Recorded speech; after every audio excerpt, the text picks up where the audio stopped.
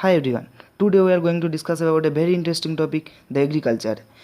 Agriculture के चलिए बहुत आसान तरीके से, बहुत ईजी तरीके से समझते हैं। एग्रीकल्चर आप लोगों के लिए बहुत इंपॉर्टेंट है, इसलिए क्योंकि यहाँ से 6 मार्क का क्वेश्चन बोर्ड एग्जाम में पूछा जाता है। एग्रीकल्चर 2 वर्ड का कॉम्बिनेशन है, एक एग्रा और एक कल्चरा। एग्रा का मतलब होता है लैंड और कल्चरा का मतलब होता है कल्टीवेशन।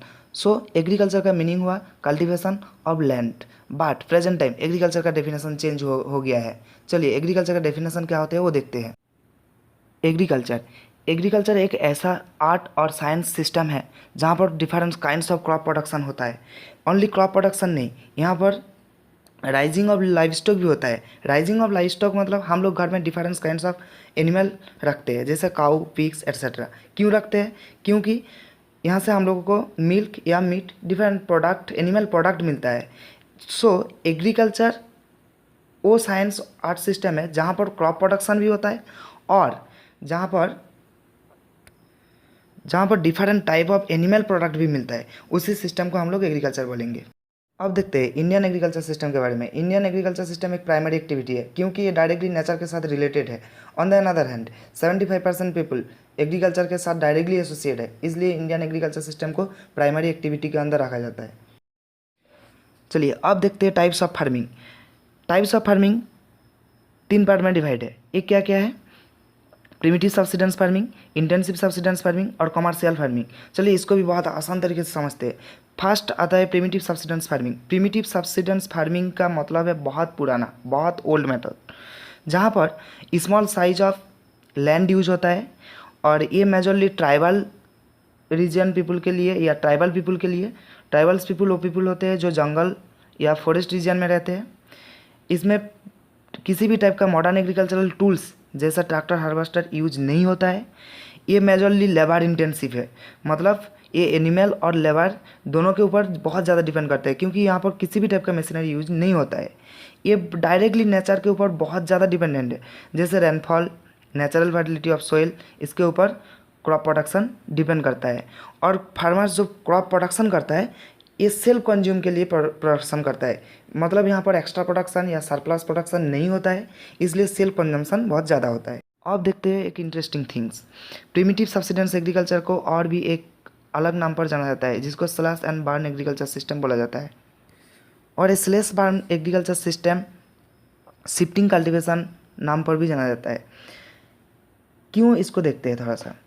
मैं अभी बताया हूँ ट्राइबल पीपल जो है वो फॉरेस्ट रीजन के आसपास रहते हैं, तो प्रीवियस पीरियड में एग्रीकल्चर लैंड इतना अवेलेबल नहीं था, तो इसलिए क्या करते थे वो लोग, एक एग्रीकल्चर लैंड क्रिएट करने के लिए फॉरेस्ट रीजन को कटिंग करते थे, मतलब डिफॉरेस्टेशन करते थे।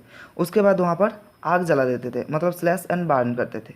और जो एग्रीकल्चर लैंड मिलता था उन लोगों को बर्निंग के बाद, वहीं पर वो लोग क्रॉप कल्टीवेशन करते थे, इसलिए इसको क्या बोला जाता है? स्लैश एंड बर्न एग्रीकल्चर बोला जाता है। लेकिन वहाँ का जो सोइल का जो फर्टिलिटी है वो क्या होता है, वो कुछ दिन बाद बहुत कम हो जाता है, इसलिए और रीजन को छोड़ के दूसरे रीजन में फिर से सेम मेथड में एग्रीकल्चर लैंड क्रिएट करते थे, इसलिए इसको क्या बोला जाता है? शिफ्टिंग कल्टीवेशन भी बोला जाता है। मतलब वो लोग प्लेस को आफ्टर 2 या 3 ईयर्स के बाद वो लोग चेंज करते थे।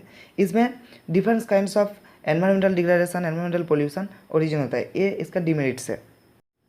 शिफ्टिंग कल्टीवेशन के साथ और एक मैटर जहाँ पर 1 मार्क्स का क्वेश्चन पूछा जाता है। शिफ्टिंग कल्टीवेशन डिफरेंट रीजन में डिफरेंट नाम पर जाना जाता है, जैसा वेस्टर्न घाट इंडिया का, कुमारी, मिल्पा नाम अमेरिका, रोका ब्राज़ील में, चेना श्रीलंका में, वाटारा साउथर्न राजस्थान में। ऐसा डिफरेंट नाम पर इसको डिफरेंट रीजन में हम लोग पहचानते हैं। Next, intensive subsidence farming. Intensive subsidence farming उसी रीजन में होता है जहाँ पर लैंड एरिया बहुत कम होता है लेकिन पॉपुलेशन उस रीजन में बहुत ज़्यादा होता है, मतलब high population pressure on land, उसी रीजन में इंटेंसिव सब्सिडेंस फार्मिंग होता है। इंटेंसिव सब्सिडेंस फार्मिंग में लैंड के ऊपर इतना ज़्यादा प्रेशर रहता है हायर प्रोडक्शन के लिए, क्योंकि पॉपुलेशन वहाँ पर ज़्यादा रहता है, इसलिए किसी भी टाइम पर वहाँ पर इरीगेशन सिस्टम को यूज़ किया जाता है। नेक्स्ट होता है कमर्शियल फार्मिंग। कमर्शियल फार्मिंग नाम से ही हम लोगों को पता चल रहा है ये कॉमर्स पर्पज़ के लिए होता है, मतलब बिजनेस या ट्रेड पर्पज़ के लिए किया जाता है। मतलब यहाँ पर बहुत ज़्यादा सरप्लस प्रोडक्शन होगा और सरप्लस प्रोडक्शन के लिए हम लोगों को मॉडर्न एग्रीकल्चर मेथड को यूज़ करना पड़ेगा, जैसे high yielding variety of seeds use करना पड़ेगा, मॉडर्न इरिगेशन सिस्टम को यूज़ करना पड़ेगा, केमिकल फर्टिलाइज़र यूज़ करना पड़ेगा, मॉडर्न मशीनेशन सिस्टम जैसे ट्रैक्टर हार्वेस्टर जैसा मॉडर्न मशीन को भी यूज करना पड़ेगा। कमर्शियल फार्मिंग डिफरेंट रीजन में किया जाता है। इसका एग्जांपल जैसा असम में टी प्रोडक्शन, ये भी कमर्शियल फार्मिंग के अंदर आता है। अब कमर्शियल फार्मिंग का एक टाइप पढ़ लेते हैं। कमर्शियल फार्मिंग का एक टाइप होता है प्लांटेशन फार्मिंग। प्लांटेशन फार्मिंग में क्या होता है, एक सिंगल क्रॉप प्रोडक्शन होता है। सिंगल क्रॉप जो प्रोडक्शन होता है वो बहुत बड़ा लार्ज एरिया में क्रॉप प्रोडक्शन किया जाता है। अब देखते हैं इंडिया का क्रॉपिंग पैटर्न कैसा है।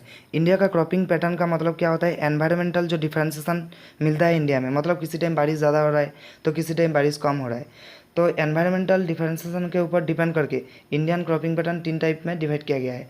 Number 1 rabi crops, number 2 kharif crops and number 3 zaid crops. Rabi crop क्या होता है, रबी का मतलब होता है सन, मतलब ये विंटर सीजन में स्टार्ट होता है और हार्वेस्टेड होता है इन स्प्रिंग पीरियड।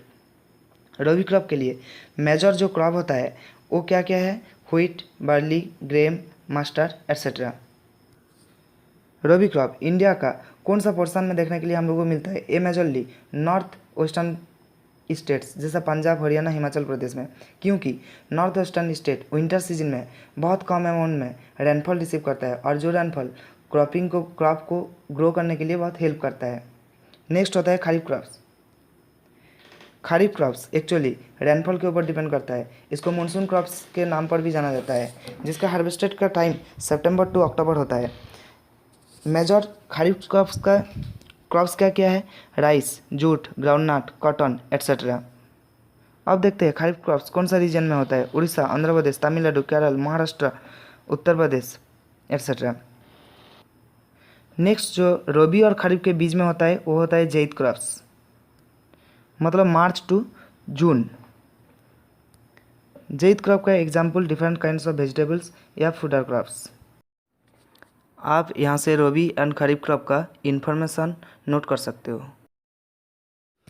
चलिए सब्सिस्टेंस फार्मिंग और कमर्शियल फार्मिंग के बीच में क्या डिफरेंस होता है उसको पढ़ लेते हैं। सब्सिस्टेंस फार्मिंग में स्मॉल लैंड साइज होता है और कमर्शियल फार्मिंग में जो लैंड यूज होता है वो बड़ा साइज में बहुत बड़ा होता है। सब्सिस्टेंस फार्मिंग डिपेंड्स करता है इरिगेशन सिस्टम के ऊपर और ये इरिगेशन करता है, कमर्शियल फार्मिंग भी इरिगेशन सिस्टम के ऊपर मोस्टली डिपेंडेंट होता है। सब्सिस्टेंस फार्मिंग में जो एग्रीकल्चरल टूल्स यूज होता है वो बहुत प्रिमिटिव है, मतलब बहुत पुराना है, लेकिन कमर्शियल फार्मिंग में मॉडर्न एग्रीकल्चरल टूल यूज होता है। इसमें प्रोडक्शन बहुत लो होता है और इसमें जो क्रॉप प्रोडक्शन होता है वो बहुत हाई होता है। इसमें केमिकल फर्टिलाइज़र का यूजेस कम होता है और इसमें केमिकल फर्टिलाइज़र का यूजेस ज़्यादा होता है। फैमिली मेम्बर्स सब्सिस्टेंस फार्मिंग में डायरेक्टली इन्वॉल्व रहते हैं और कमर्शियल फार्मिंग में लेबर बुलाना पड़ता है बाहर से। सब्सिस्टेंस फार्मिंग में मेजरली फूड ग्रेन्स का क्रॉप प्रोडक्शन होता है और कमर्शियल फार्मिंग में कमर्शियल पर्पस के लिए प्लांटेशन एग्रीकल्चर किया जाता है, जैसे टी, कॉफ़ी एट्सेट्रा। इतना तक हम लोगों का एग्रीकल्चर का जनरल मैटर था। नेक्स्ट देखते हैं हम लोग एग्रीकल्चर डिफरेंट जियोग्राफिकल कंडीशन क्या होता है different kinds of crop production के लिए। एग्जाम में मिनिमम 5 मार्क्स का क्वेश्चन पूछा जा सकता है यहाँ से। तो different geographical condition different crops के लिए अलग अलग होता है, लेकिन आपको मैं इजी ट्रिक से बताऊंगा कैसे बिना पढ़े आप किसी भी क्रॉप्स का जियोग्राफिकल कंडीशन बहुत इजी तरीके से लिख सकते हो। तो इसके लिए नेक्स्ट वीडियो को ज़रूर देखना।